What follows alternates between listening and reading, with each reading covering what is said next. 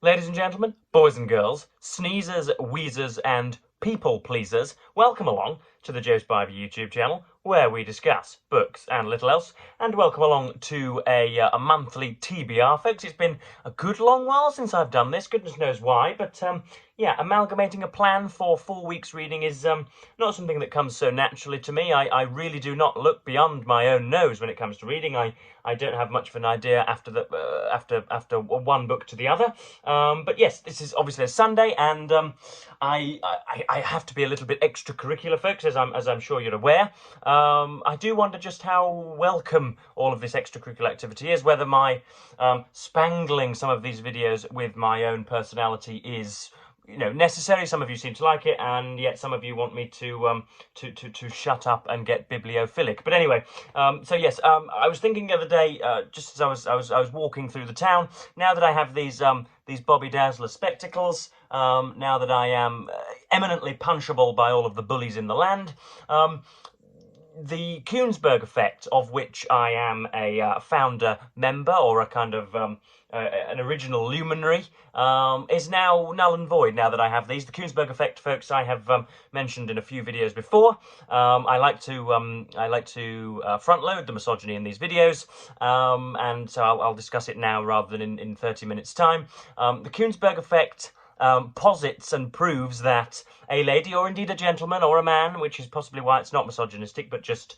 aesthetically inclined, a lady or a man who at 50 or 60, somebody, you know, adhering to the Koonsberg effect as a lady or a man at 50 or 60 feet who looks, choose your word carefully here, Joe, potable, shall we say, looks interesting, looks, you know, looks like somebody who could well, you know, ruffle the groin or whatever. That's a Woodhouseian phrase, isn't it? Ruffle the groin. Somebody who looks nice at 50 or 60 feet, and their appeal is disproportionate to the distance from you. So the closer they get, the worse they get, as it were. And I know that we shouldn't value men and women aesthetically, or at least that shouldn't be uppermost in our valuations of them. But that has nonetheless been the case. And me and my university friends used to wax lyrical about the Koonsberg effect. You know, a fine, nice lady that gets closer and closer and closer and gets progressively worse. But now that I have these things, I can see a fly's eyelids at 100 yards. So I can see the snotters from the rotters and the grotters. I can see the beauties and the Juliets. So it's yeah, the Koonsberg effect is it's in a paper folder, but it may as well be incinerated, folks, because it's not worthy. I've told everybody behind the door. It's obviously a Sunday morning here, so there is some you know, mums and dads and friends and family all swanning through the area. I've told Mother that I'm recording, so there'll be no bursting in, thankfully. I can just see the headlines now.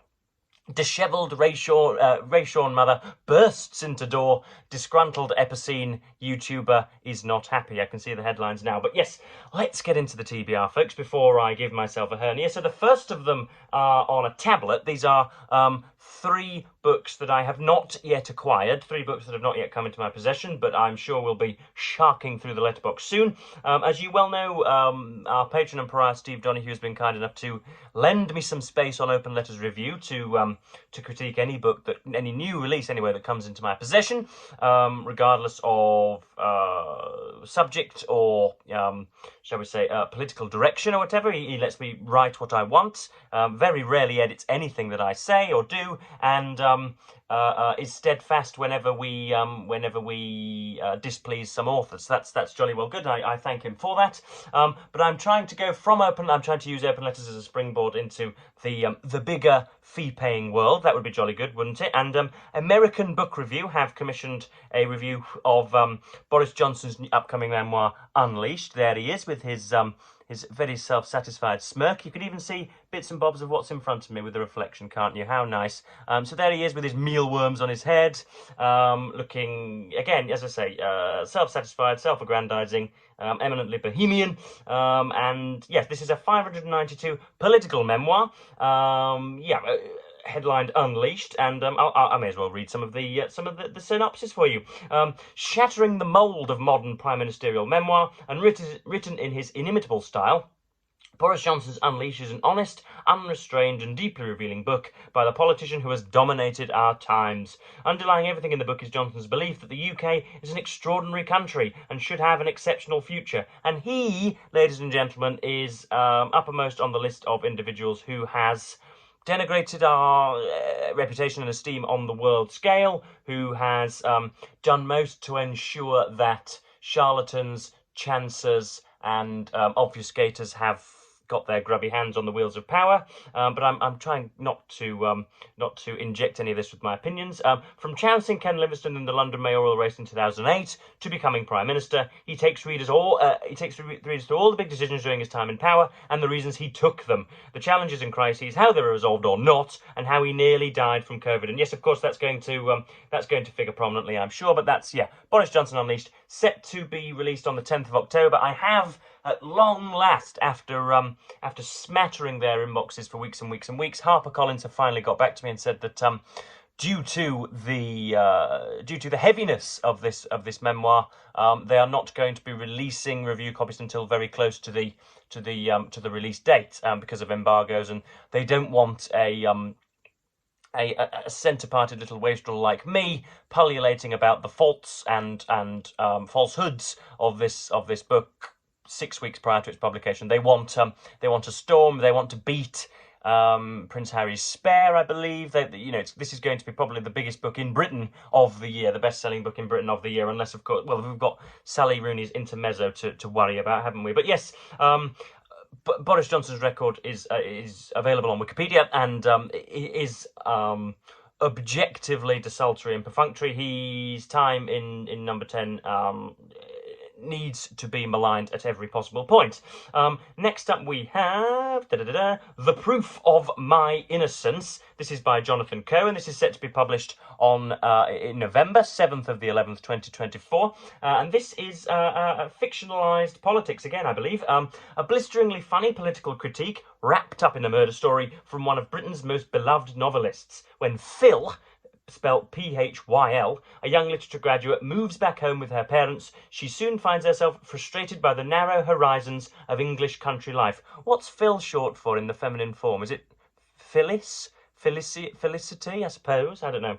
As for her budding plans of becoming a writer, those are going nowhere. But the chance of discovery of a forgotten novelist from the 80s stirs her into action, as does a visit from a family friend, Chris, especially when he tells her that he's working on a political story that could put his life in danger. So that's Jonathan Coe, The Proof of My Innocence. Again, I've been knocking on the door. I've been beavering away for a review copy and haven't even had the privilege of a reply just yet. And then, last but not least, on this artificial list, we have Our Evenings by Alan Hollinghurst. Now, this is 496 pages long and set to be released on the 3rd of October. But again, I should like to have all of these through in the next 2 or 3 weeks. If I don't get Johnson's memoir in September, then they are presuming that people can read and write an eccentric and passable review in 2 or 3 days, which is frankly astonishing for the pittance that we receive in accordance with it.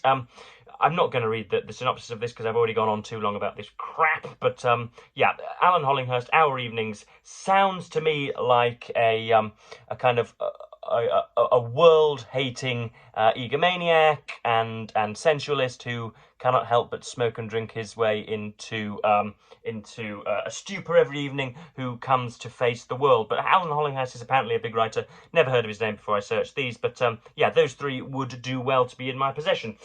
Next up, we have, of course, the physical copies. But I do want to just at this moment, folks, I want to, at this slight bifurcation, I want to test the waters. So, as you well know, I am, for my sins, a great sporting fan. And at the moment, my rugby league team, Hull Kingston Rovers, who throughout my entire childhood were idiotic, errant, vincible, fallible, terrible along every single metric. We were not wealthy, we did not have decent social marketing, and on the pitch we won 1 in 4 matches. We were pretty bad as it happens. We were relegated to a second league, came back up. We have vociferous fans, but our stadium is in a pretty shoddy part of town, folks. You know, I don't want to insult the great citizens of Greatfield, but I'm going to. You know, in a Batman film, for example, when you know, when Bruce Wayne is having another one of his existential crises, and he's, you know, walking about as Bruce Wayne rather than Batman in his Aston Martin or Bugatti, and he just sort of, you know, he drives through the Narrows, I think they're called in Christopher Nolan's adaptations, where three or four vagrants will be burning mice to warm themselves. That's a little bit like where our ground is placed. So what I'm trying to say is we were, for 15 and 20 years of my life anyway, in the 80s we were good, but for as long as I can remember, which is of course all that matters to a latte swilling Zoomer, we've been terrible. But now at last we are good, and as I can show you here, we are top of the table. There is Hull KR, and indeed we play on Friday night the Wigan Warriors, who are in second place on the same points, and of course we'll be visiting their ground, and we'll be looking to win and stamp our authority on the league table. But I wondered, folks, because I have nobody in the house, because Mother is gallivanting off to a cabin in the woods with her girlies on Friday evening, I have free time and have been told by people beside me that my commentary on games, my what can we say again, my eccentric reactions to events, my analysis of events, and my face for radio, my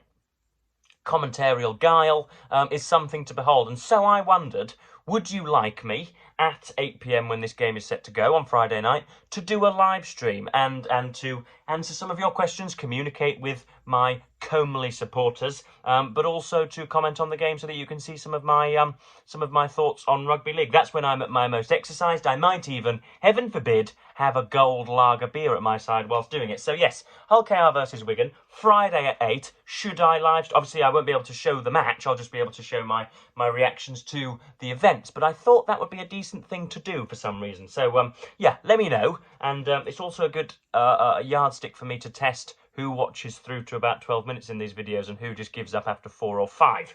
But yeah, the rest of my physical TBR for September follows thusly. We have, of course, George Eliot's Middlemarch. We're halfway through this, and I am continually stunned. I am, if you do not know already, reading this and the book that's coming up next, in hope of writing an essay for a competition in what's called what's the name of the organisation now, Joe? What's it called? The Letter Review, is it? Oh, Christ, I need to remember the name, otherwise I'm not going to be able to enter the thing. But I'm reading this and a biography of George Eliot so as to come to some sort of conclusion on her life and this particular work, her magnum opus. And yeah, I'm absolutely loving it, as I say, halfway through, and yeah, can't get enough. So that's obviously going to be read at some point in September. It'll be done by the 4th or the 5th, I'm sure. Next up, we have George Eliot, A Life by Rosemary Ashton, and this has ample praise on the back, and has an entire section, thankfully, dedicated to the writing of Middlemarch between 1869 and 72, about 80% of the way through the book. But I'm going to read the whole thing. I'm not going to read it piecemeal. I'm going to charge through it all, and hope, as most dignified and auspicious reviewers tend to do, hope to tie in some of her life to some of the book. Of course, I'm not going to say that every single section of Middlemarch was autobiographical. Of course, it wasn't. But I want to know what drove her to write Middlemarch, because if I'm not mistaken, there was Scenes of Clerical Life, which I haven't read and can't comment upon, but there was also there's Silas Marner, Adam Bede, and The Mill on the Floss, which are good, but far from magnificent, and do not have the vocal scope of Middlemarch. And I wonder just how it was that she went from that to that, a little bit in a similar vein to how the Joycean scholars want to know how he went from writing Portrait of the Artist as a Young Man to Ulysses. So yeah, I want to know just what first of all, seeing as she is such a constellation, such a marvellous intellect, seeing as she bounces from every page, I want to know how on earth it was that a woman, no less, in that period was created, how it was that she went from being a babbling babe to the finest writer of her generation. That would be nice, wouldn't it? But I do believe there is an event called Shaktember going on in September, and it behooves all of us who are of a little bit of an antediluvian turn, or people who like the olden days, to read as much of the Immortal Bard as possible, and I have four books on Shakespeare or by Shakespeare, which I will show you now and include in my September TBR. First up, we have Peter Ackroyd's Shakespeare the Biography. There is no blurb for this, except there's something on the inside jacket. Peter Ackroyd's marvellous biography is a living attempt to reach into the world and heart of Shakespeare. He creates an intimate and immediate connection with his subject, so that the book reads like the work of a contemporary, meeting Shakespeare afresh on his own ground. Shakespeare was born in Stratford, 1564, and died in the same English country town on the same date in 1616.